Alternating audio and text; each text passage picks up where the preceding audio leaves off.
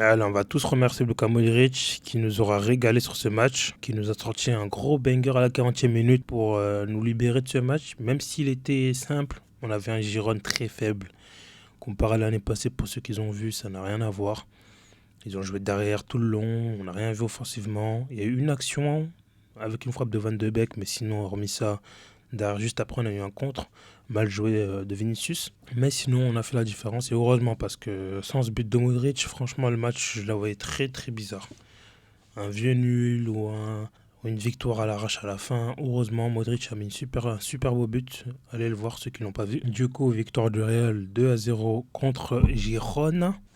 Victoire convaincante, on a vu des bonnes choses. Un Real Madrid avec des joueurs offensifs.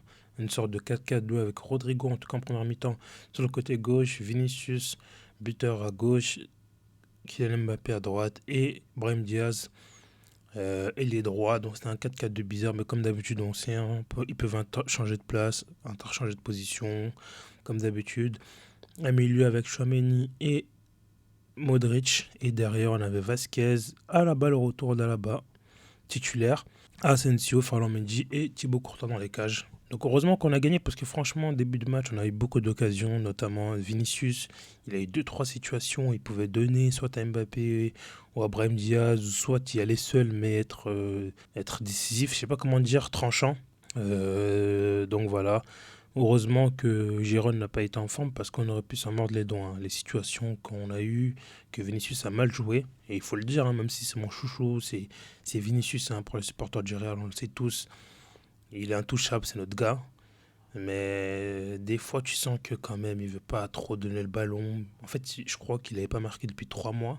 Bon, alors 3 mois, quand on dit comme ça, on se dit, ah ouais, c'est dingue. Mais sur les 3 mois, il y a eu des matchs où il a été suspendu. Il y a des matchs où il était blessé. Donc, faut relativiser. Je sais pas si c'est 8 matchs, 7 matchs, je sais pas, en termes de matchs. Mais ça se voit qu'il voulait marquer des buts. C'est pour ça que des fois, il a oublié Vinicius Mbappé. C'est pour ça que des fois, il a oublié Brahim Diaz. Mais il aura quand même mis son but à la fin, le but du 2-0. Combinaison entre Vinicius et Mbappé. Mbappé, franchement, sur ce match-là, il a pas marqué. Il a une situation dans les arrêts de jeu, mais il est tellement en jambes. Ça n'a rien à voir avec le Mbappé de l'Euro ou le Mbappé du tout début de saison. Tu sentais que il n'était pas en confiance, qu'il y avait la pression, qu'il y avait le temps d'adaptation. Là, Mbappé, il est trop fort, il est rapide, il est tranchant. Franchement, il est dans les remises. Des fois, il recule un peu plus pour prendre le ballon, pour porter le ballon. Je trouvais qu'il le faisait bien. Franchement, Mbappé, j'étais sceptique à un moment donné. En novembre, je me disais, ah ouais, mais c'est bizarre. Mais là, maintenant, j'ai totalement confiance. Je me dis, dans les grands matchs, on pourra compter sur lui. Là, il restera des matchs à jouer, notamment les huitièmes, notamment les matchs contre Barça. La Liga, elle est peut-être pas encore finie, mais il va falloir être décisif. Et je pense que on a le meilleur Mbappé au meilleur moment. Donc sinon, voilà, petit débrief vite fait du match. Girona, ils n'auront rien montré du début jusqu'à la fin. À part, comme j'ai dit, la petite action de, de Van de Beek. Mais sinon, hormis ça, pas grand-chose. Le Real Madrid a montré de bonnes choses, que ce soit les joueurs offensifs, même Tchouaméni encore, les gars. Tchouaméni aussi, un très bon match, agressif comme il fallait. Là, je l'ai vu, il a couru, tu vois. Il n'a pas trottiné, il n'a pas fait le mec, il était là. Donc, nickel.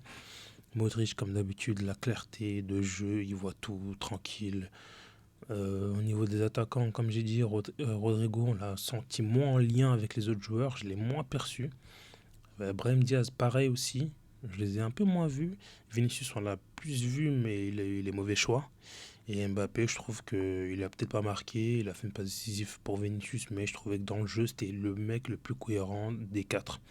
Donc faut se rappeler aussi qu'il n'y a pas Bellingham, qui est un atout majeur dans cette équipe, qui est suspendu pendant 2 matchs et qui va également louper le match aller contre l'Atlético Madrid. Donc c'est un peu à quoi va ressembler le Real Madrid contre l'Atlético Madrid pour le match aller.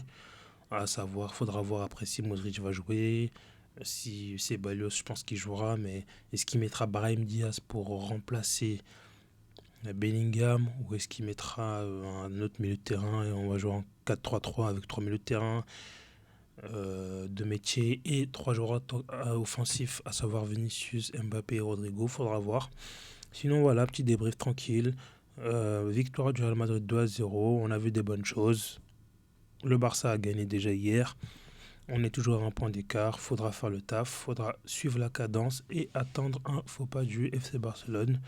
Donc voilà, ce qu'on va retenir du match, c'est de 1, le but de Modric, et de 2, la mousseau de Bellingham. Donc voilà, c'est une petite vidéo courte. J'espère que cette vidéo vous aura plu. Si c'est le cas, n'hésitez pas à lâcher un like, commentaire et à vous abonner. Ciao les mecs et les meufs.